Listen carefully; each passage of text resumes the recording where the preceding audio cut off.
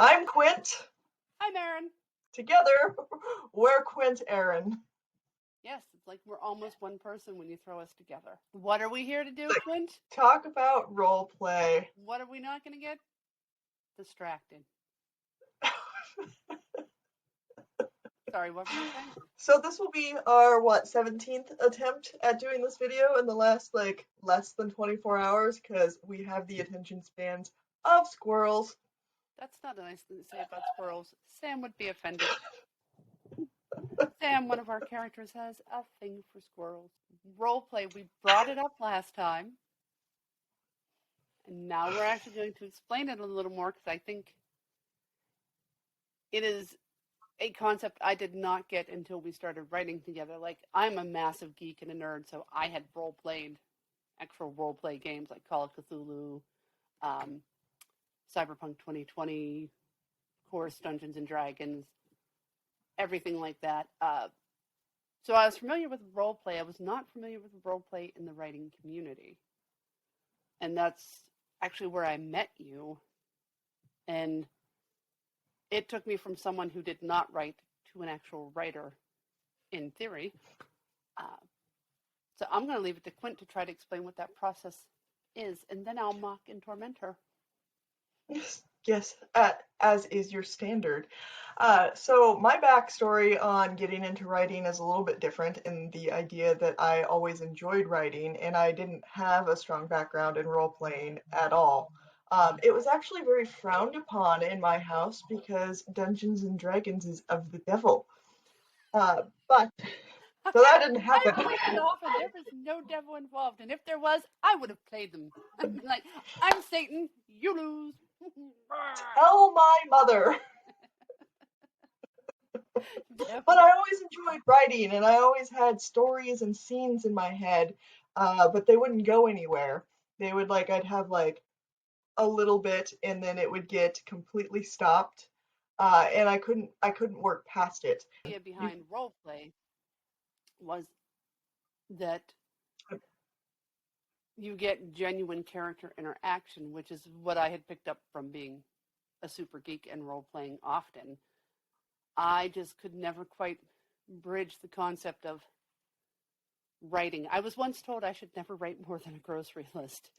Might be because I'm easily distractible. However, I've found that mixing structured plot and a story arc with role play really does give you diverse characters and really make stories come to life, I think, in a way that is unique and hard to find in other platforms.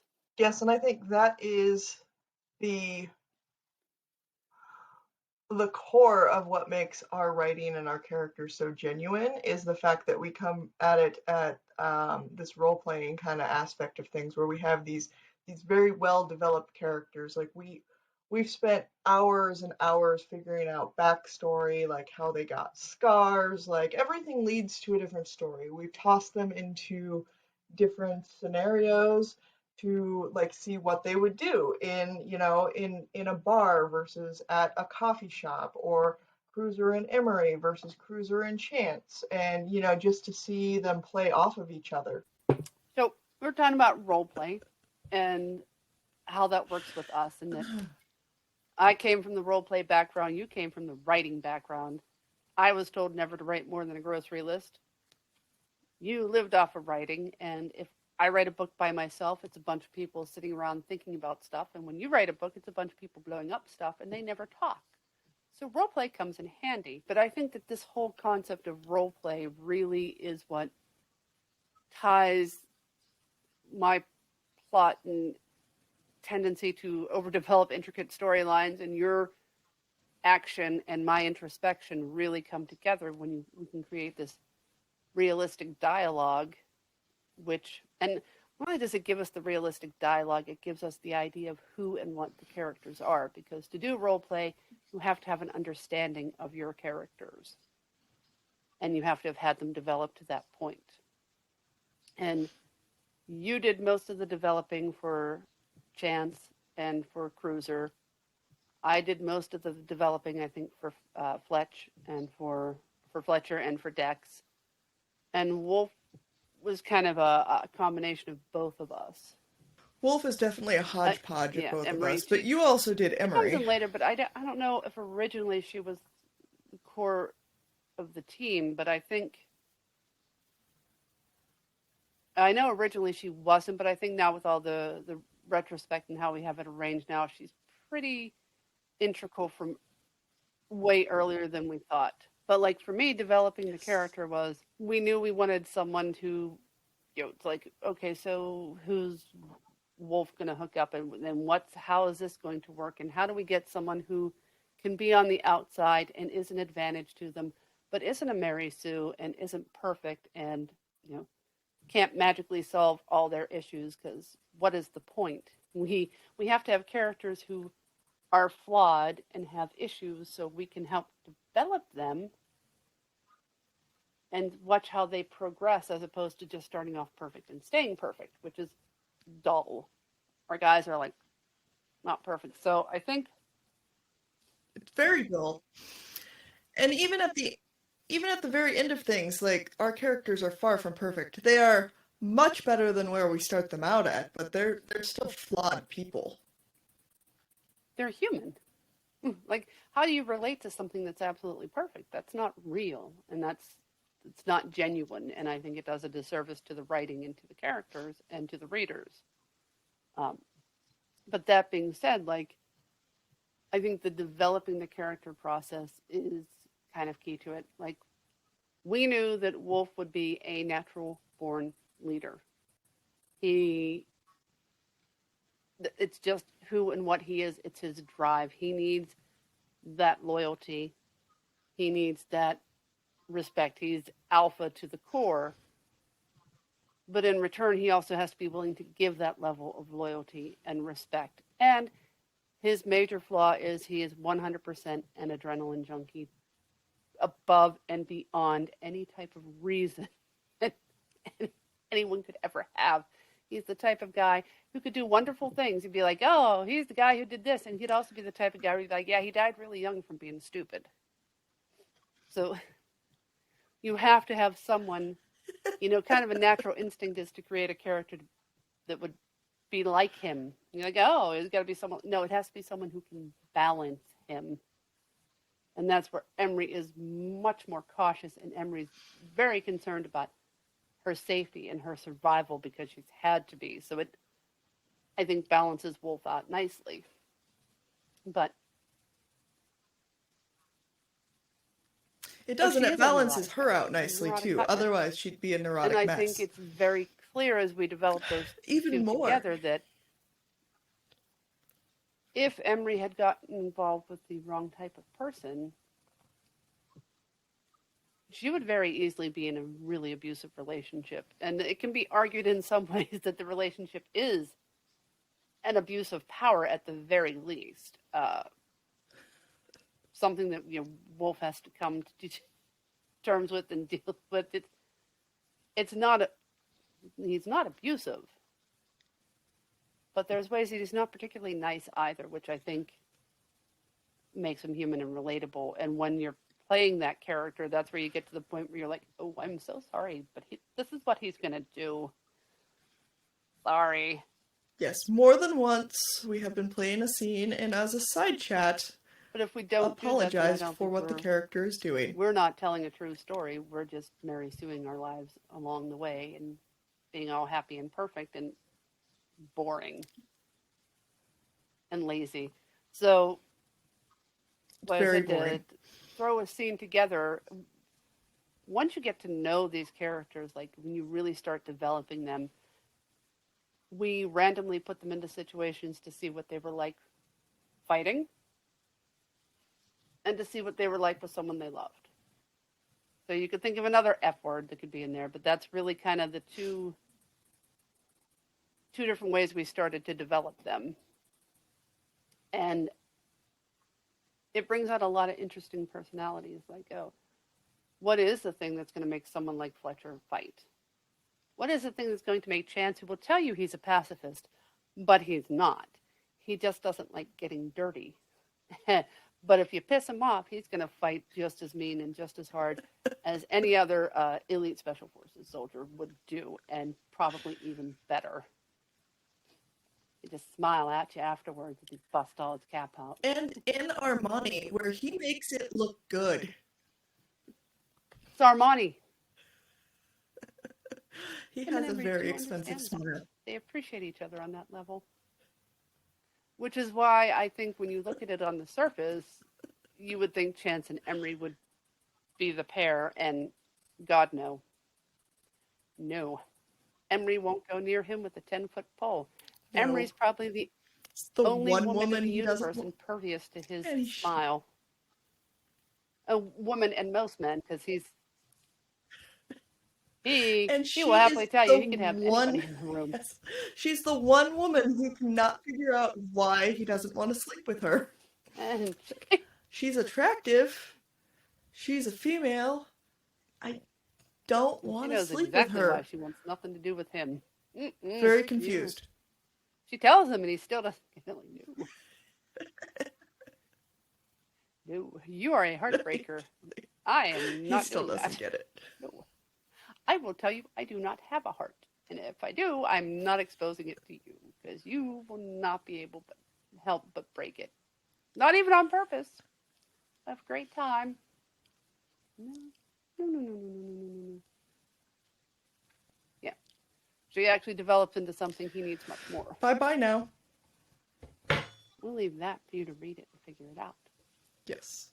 So, if we were to actually say we wanted to do a scene, it would be like, if we don't have a particular scene in a book set up, it'd be like, oh, hey, Quint, I had this idea. Like, what happens if Cruiser has to wait with Emery at a bar, but a dive bar that he's totally comfortable in, but she just got pulled off a job, and she is like wearing one of her high-end Yves Saint Laurent or Versace gowns and ridiculous heels. And how does that work out for them?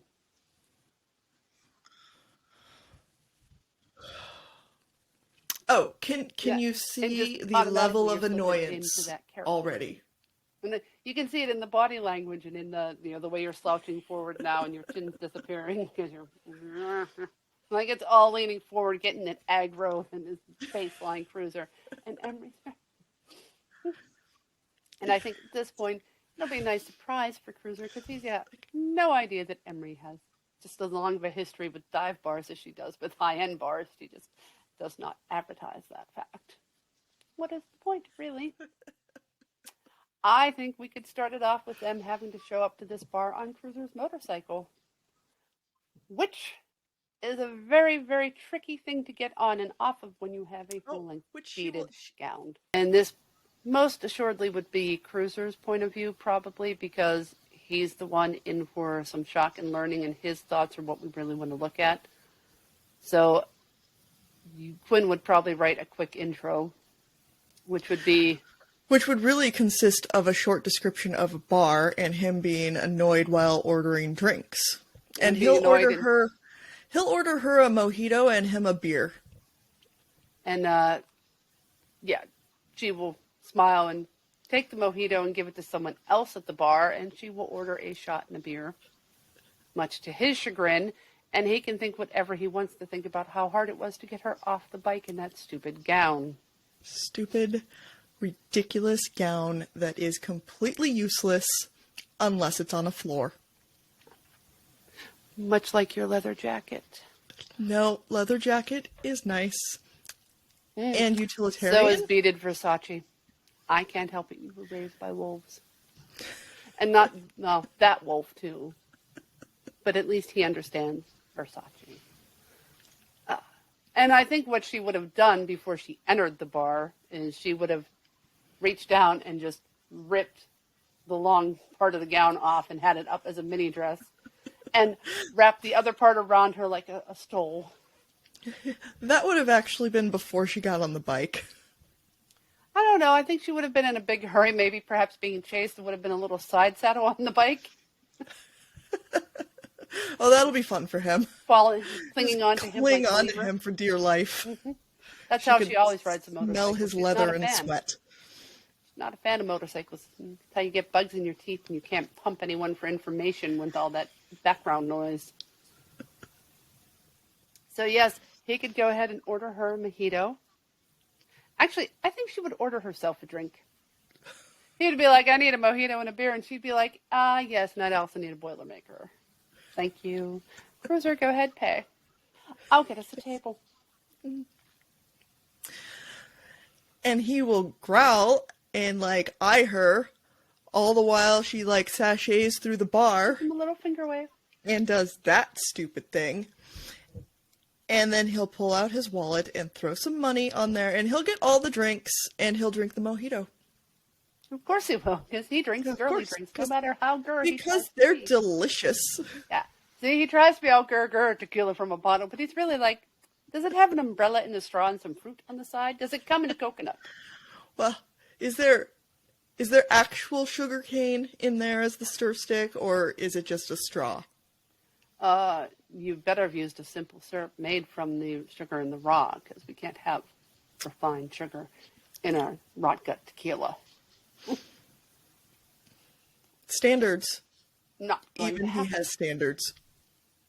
And I think he can be walking over towards the table, and there's already a few guys talking to Emery. And he can see if what he thinks that conversation's going to be. Oh, what he thinks? Oh, let's see. He's walking over. Like, they're probably hitting her up because she does have the best body in the bar. And she's probably doing the aha, totally just laughing it up and playing like a cheerleader with no brains. He's so cute. He's so cute. And he'll sit down next to her because they are big burly guys and she's in a skeezy bar, and he will still lay claim to her. Begrudgingly so. Emery's better than.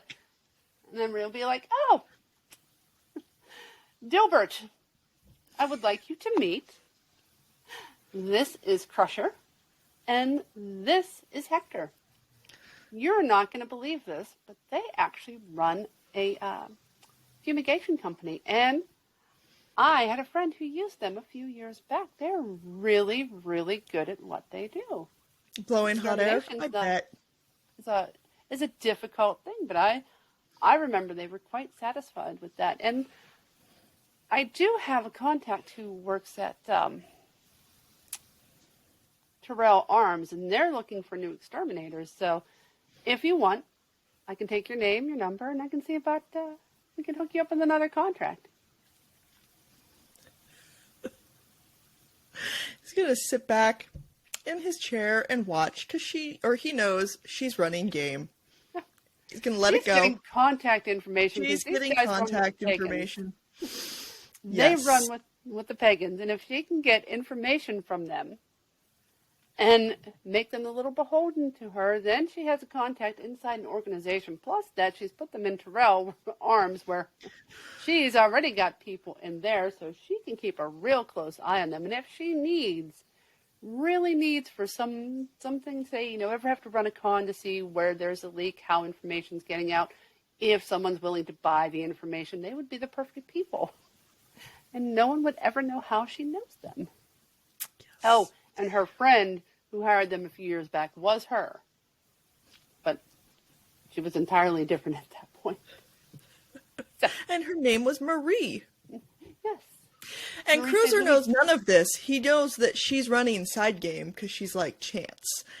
So it's never just as nice as, oh, I remember you guys, or I heard of you guys before from a few years ago. And he's just going to let her do her thing, and he pretty much expects a fight. Which he's more than happy to invite, because what better of a pastime is fighting with pagans. These are his people. Which is why she is making sure there is not going to be a fight. She's invaded Armani. Granted, she had to tear it. It's still, actually, I believe it was Yves Saint Laurent, but I'm not sure. Might have been Versace. But neither here nor there. One does not end an evening where one had to shave by getting into a fist fight, because manicure, and they're much bigger, and much stronger, and I bruise easily. So no, what we are going to do is she's going to charm them, as she does, and I don't know if you'll notice that she will change how she speaks, what the patterns are. It won't be darlings this and darlings that. It'll be much more colloquial and more fitting of where she's at, because she's a social chameleon. Even though she's in this beaded dress, she is going to fit right in oddly with her Boilermaker, not her dry martini. He's the one who asked for the freaking mojito in a dive bar. Like, do you really think they have lime here? It's mint is what always gets you on a mojito, not the lime. Yeah, so I'm pretty sure he's going to have to carry his own pocket mint. But maybe he just doesn't get that drink. But no, eventually those two go away, and Cruiser and Emery are just stuck at the table together, and he didn't get his fight. So, would you like to tell me why exactly Wolf had to interrupt my con? What the hell's going on? No One idea. second, Yes, I'm guess eating what? escargot, and the next second, you're here on a motorcycle wearing those jeans. I'm never going to be able to go back to that restaurant as this person again.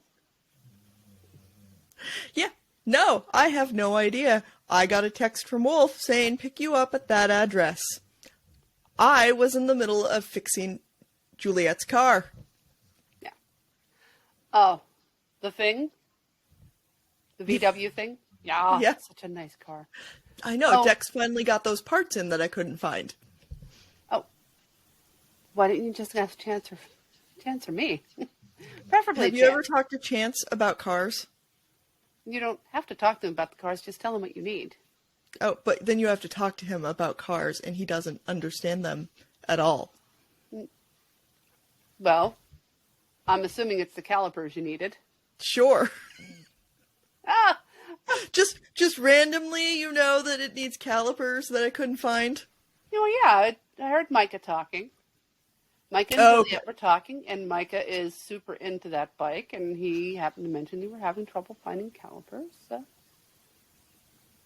And, brakes are something you actually want to work on motorcycles, especially when Micah's all into, motocross, which, well, dangerous, but would like his bike to be able to stop without having to, slam it into a tree, which is what you do, usually. I'll slam it into a tree. I slide it on the ground before I hit the tree. So much better than just braking and parking. You probably were a little lost there because you're not familiar what those brakes are for. You never actually used them. You only know there's a clutch. And a throttle, genius. Yes, I know. I've been a motorcycle mechanic. Do you? You have not been a motorcycle mechanic. I have to. No. I have the identity. I Fine. have. Here it is. Where are the piston return springs located? There's no piston return spring. Nice try, though.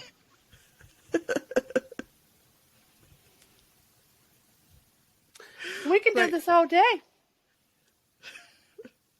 Right, because you know how to work on bikes or anything about them. Outside of how not to ride one in your Versace ballroom gown bullshit. Oh, look at who knew it was Versace. I guess someone's deeply ashamed of their cultured upbringing. Ooh, probably Or the because only you motorcycle spouted off guy about here in it. this bar who can tell what designer this was. Nicely played. Also, willing to bet the only one who could read a wine list and know what wine actually goes with what. But I can tell you, it does not matter how well I repaired motorcycles. What matters is I spent 3 months as a motorcycle repair technician and found all the information I needed to find and came out alive. Nope. He's gonna take a drink and ignore all of that. Oh, did that get to you? So sorry. You were not a mechanic. I was. You were not. I You was. weren't a mechanic. I have the 1099 to show it. I filed taxes and everything. Well, I didn't. Lucia did, but it was also in Italy, so things are a little more loosey-goosey in some manners. But the food, to die for. So next time you have to change a tire, I'll just leave you to do it yourself. I Excellent. would have I like this. happily done it myself if someone without great big gorilla arms and pneumatic drills had not put the last set of lug nuts on, and I could have got them off. Because even with the cheater bar, it wasn't happening. Because there's only so much of me. And I don't know, apparently Gorilla Glue was used to put them on. If I could have got them off, I'd have got them off. But I don't know if you've noticed this yet, Cruiser. There are some differences between you and I beyond the fact I'm human and pleasant and I smell better. And that is, you're actually way stronger than me. And sometimes physically, I cannot physically lift or do things that you can. And I didn't try to call you. Because I knew you'd be a jerk about it, because you can't help yourself. It's your baseline. Then why call me? I didn't. I called Wolf. I called Fletcher. I called the Omegas. I called everybody. You were the only person left who could undo the damn lug nut and answer, and hopefully get me to the meeting, which actually mattered, on time. And yet, none of that happened. Because somebody is a baseline dick.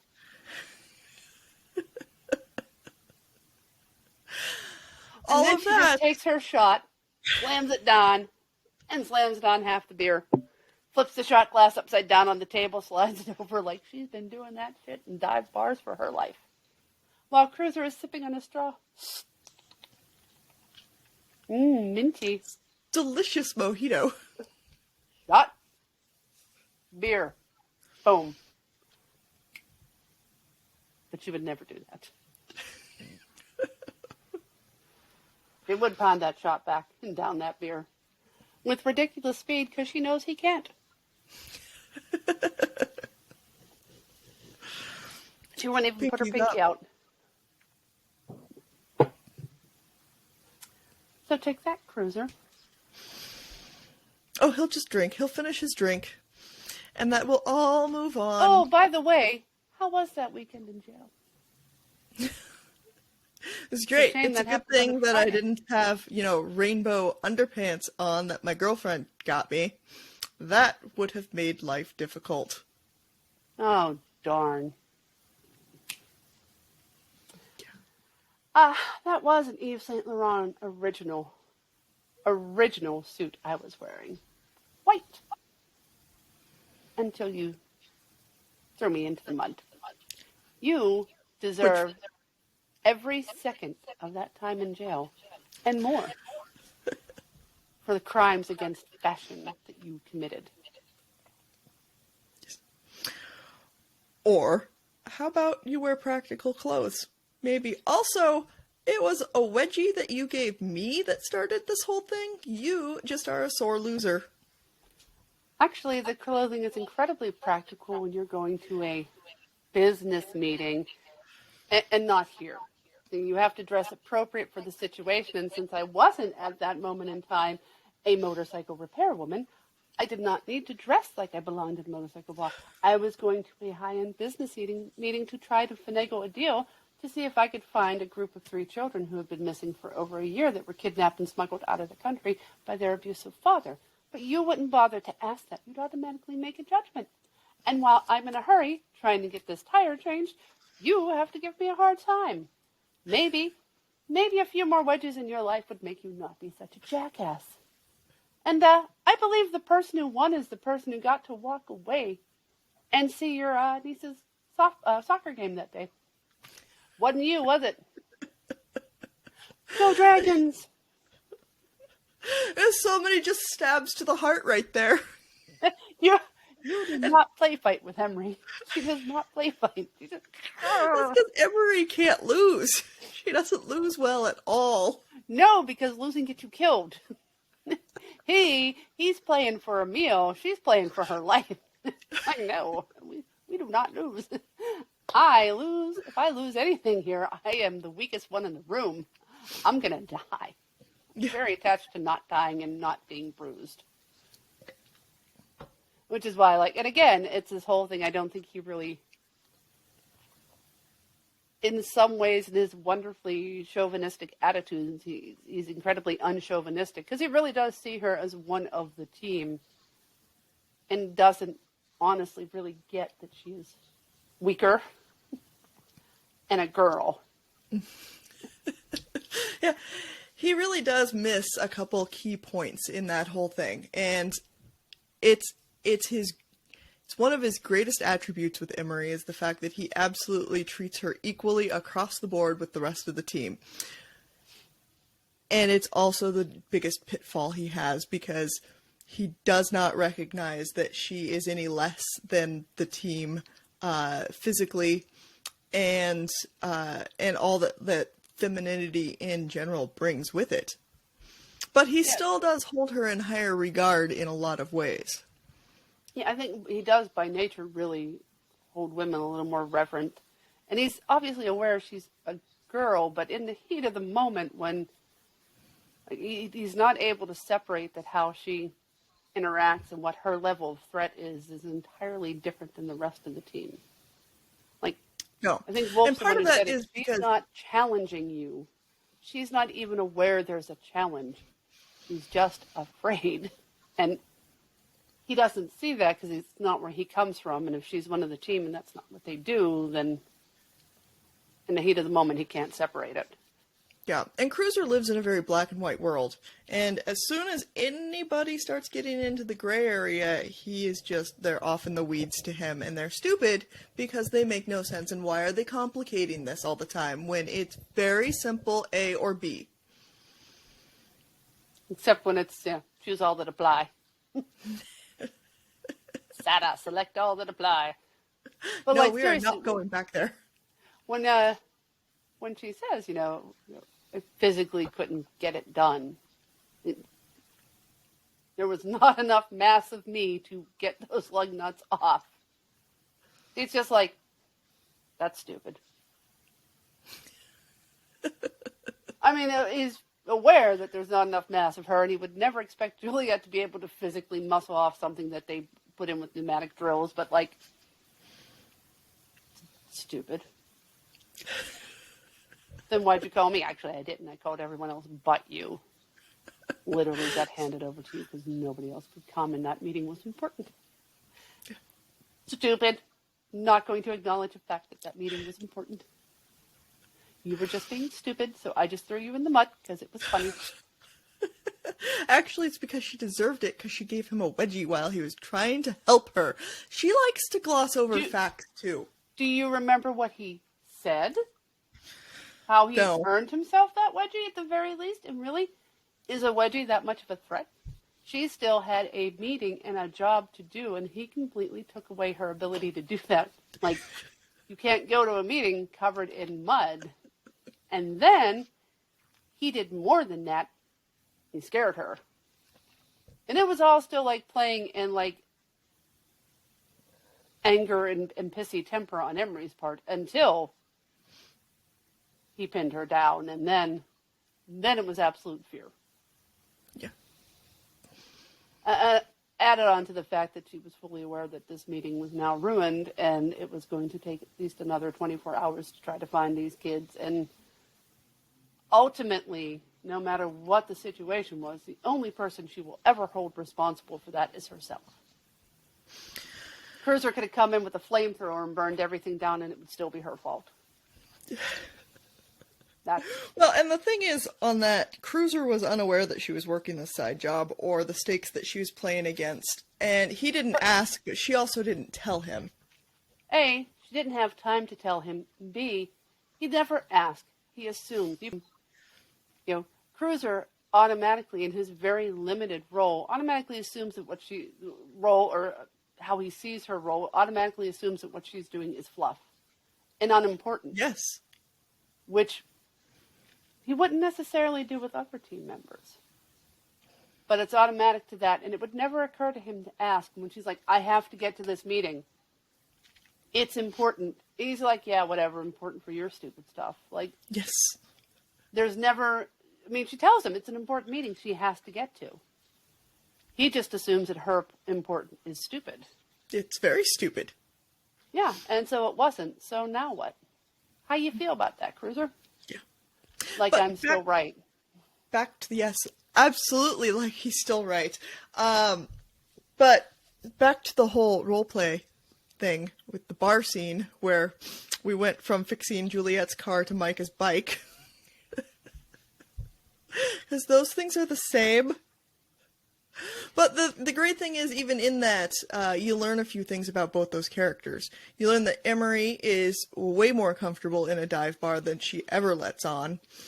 And she's constantly info searching. Like, it's never just as simple as a hi, how are ya? She's constantly scheming.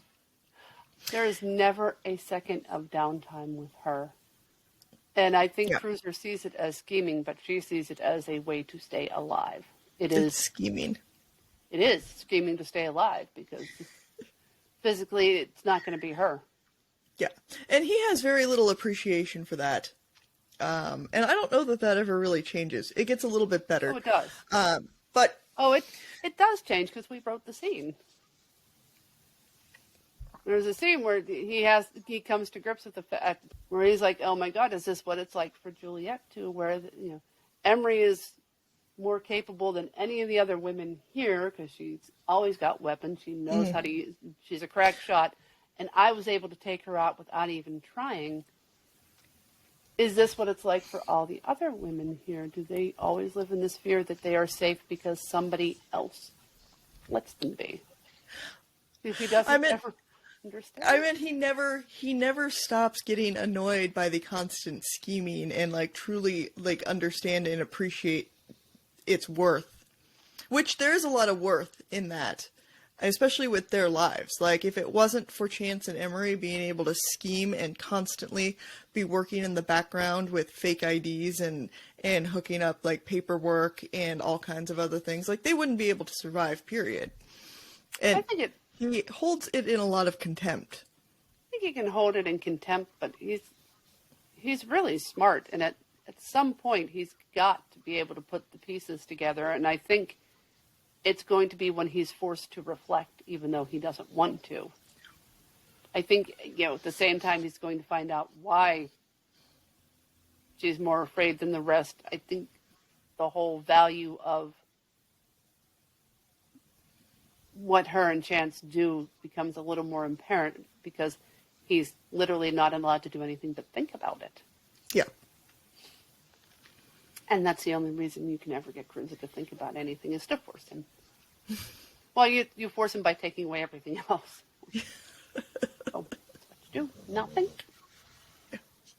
Well, I think that goes into half of the reason that we wind up coming up with plot points or scenes that we explore is to figure out, well, how do we get this character to change, or is there something that you would never imagine, like Chance doing? Will you ever imagine Chance being in a stable relationship? No. Like, okay, well, can we explore that a little bit? Yeah. How can we change that? How can we? And can we? Like, it's not a given that we can. And like in this scene here, the other kind of key piece of information we pick up is that Cruiser is not as hardcore as he thinks he is. Like, he is the type to get a mojito. He is the type to put on fairy wings. He is the type who knows what goes with what on the wine list. He is a lot more cultured and sensitive to things than you would ever give him credit for, and that he will ever actually admit about himself. So you see that role of the two of them, he's there hoping for a fight. She's there hoping for enjoyment. She's the one who's way more comfortable in that environment than he is. He doesn't ever go to hang out in that environment for any other reason than to really get into a fight. Yes. Yeah, that's his go-to. And half of what you just listed off are things that he can't stand about his past. Like, he cannot stand the fact that he does know what fork to use in what order or what wine pairs with chicken. He knows it. He doesn't like it. It brings back memories that he does not hold in high regard. And he really just rather do the direct opposite and be the dive bar guy. But the only real reason he has use for dive bars is to go in there and get into a fight, which he does regularly. But to hang out in them is not really his deal. And yet Emery has done it way more often than him, and can be just as comfortable there in a dive bar as she is in a Michelin 5-star restaurant. She can know which fork to use and when not to show that skill. Mm-hmm.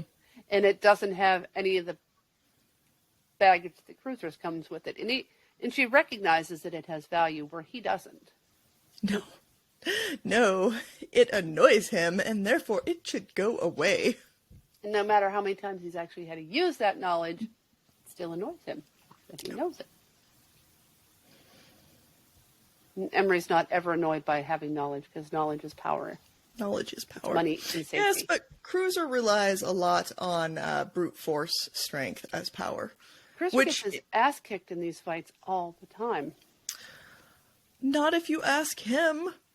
No, even if you ask him, I think he has to admit he does not win these fights. He always ends up in the hospital because he always takes on way too many people. Not the bar fights. He's not there to win a fight. He's not. He's there to get his ass kicked. So he's there to be stopped. Mm-hmm. Yes, and that is a whole portion of Cruiser that comes in the form of mini books as you figure out what really makes him tick. Yeah, which started out with, okay, like with this scene, we could ask ourselves, well, why was Emery more comfortable there than him?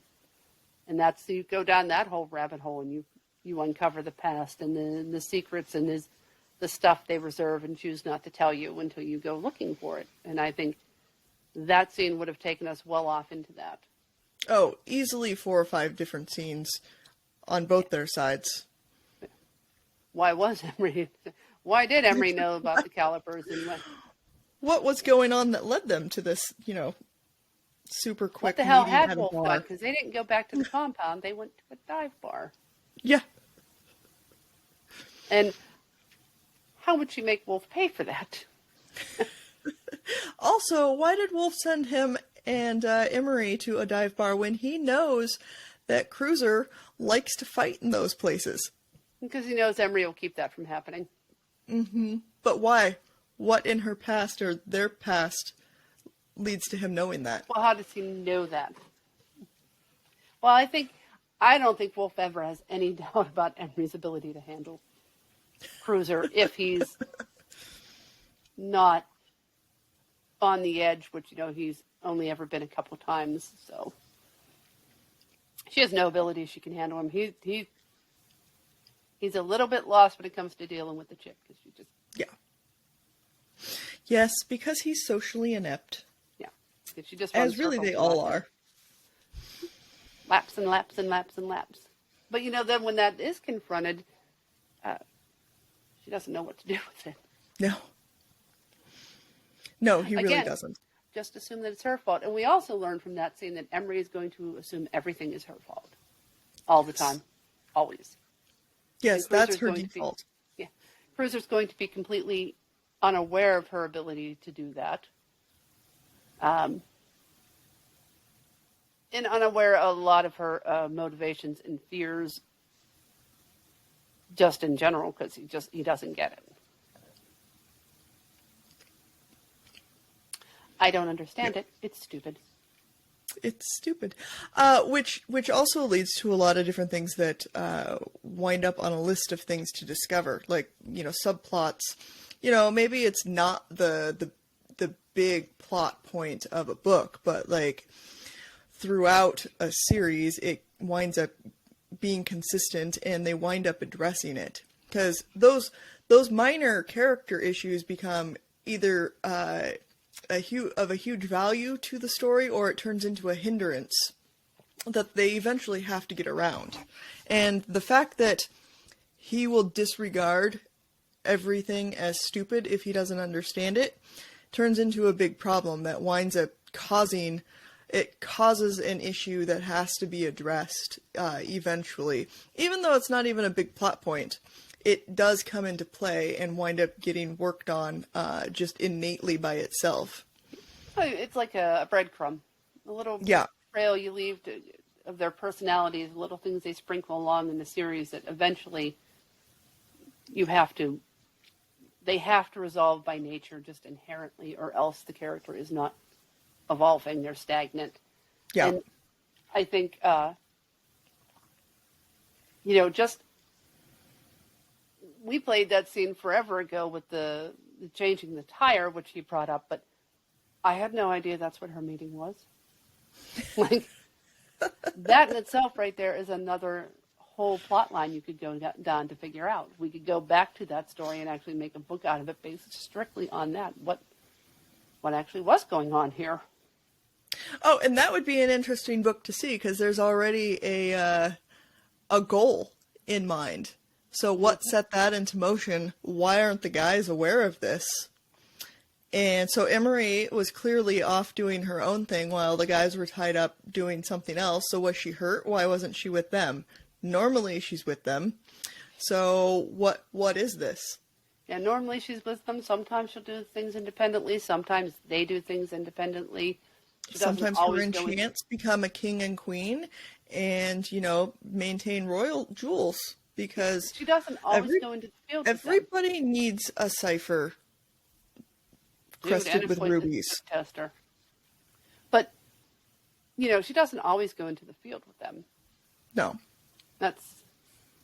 She is perfectly happy not getting shot at. That's one of her goals that she's very proud of, that they just are fine with, and she's not. But, that would be why aren't they? Why weren't the others available when she called? Why was it only Cruiser? And just because Cruiser doesn't know doesn't mean that, Burke isn't aware or Wolf isn't aware. Not everything has to be shared with Cruiser, especially if, they don't have the details of the mission set up yet. Like, is this background work she's laying so she can present to them saying, hey, this is what we're going to need to do, this is where they're at. We don't know, but it could so easily become a book, and that's just going to warn you now, this will probably end up a book. Because we've fallen into this rabbit hole just because we wanted to show what it was like to role play, and we threw a scene together, and this is now. But this is the value of role play. This is the value of knowing your characters. And this is the value of you are in charge of the story arc, but the characters need to drive the plot. Mm-hmm. You have to have a road, but they have to do the driving. Except for Cruiser, because Emery doesn't like to drive with him because he just runs his mouth all the time. And how does she deal with that? Special water. She was a doctor once, too. She might still be in a few states. We have a solution for this. Here's your water. You don't know what? It's some Benadryl. Good night, Cruiser. Here's your vitamin water. Be nice and silent for the next 6 hours. That's how long before the rest of his team catches on that every time they get in the car, she gives him water and he falls asleep. Did it always used to be like that? They don't know, but it's so nice not to have to listen to the two of them. So nice not to constantly have the fighting. Because that's really what he does. He bickers. Yippee, yippee, yippee, yippee, yippee, yippee. She just yaks right back. I cannot imagine being stuck in a car with all of them. Oh, it'd be awful. It'd be terrible. Wolf, who just wants to get there and blow something up. Chance, who is just trying to pick up women and score, points in card games and illegal activities all the way. Fletcher, who's just hyperactive and is like having a hyperactive Jack Russell Terrier. Dex, who is just like, give me Wi-Fi and leave me the fuck alone before I have to punch you. You're all annoying me. I'm going to punch every last one of you. No, I should be the one driving because none of you can follow a goddamn rule. And then Cruiser, who's like, oh, Emery, nice choice of radio station. Really, Cruiser? You own all of Kids Bop. Are you really going to judge me like that? Oh, Kids Bop? Well, let's talk about what you own. I think I saw a Yanni tape in there. That was for a job. And then just constantly until he drinks his damn water. Yes. She might have to get vitamin water for everybody but the driver. Like, really. Can we not just fly? Separate planes? Meet you there? It's like, you can get a private jet. By myself? Yeah. Meet you there. All right. Does that about wrap up role-playing? I think that does. I think that gives a hint, an idea. I think that's going to be an ass ton of editing. Good luck with that.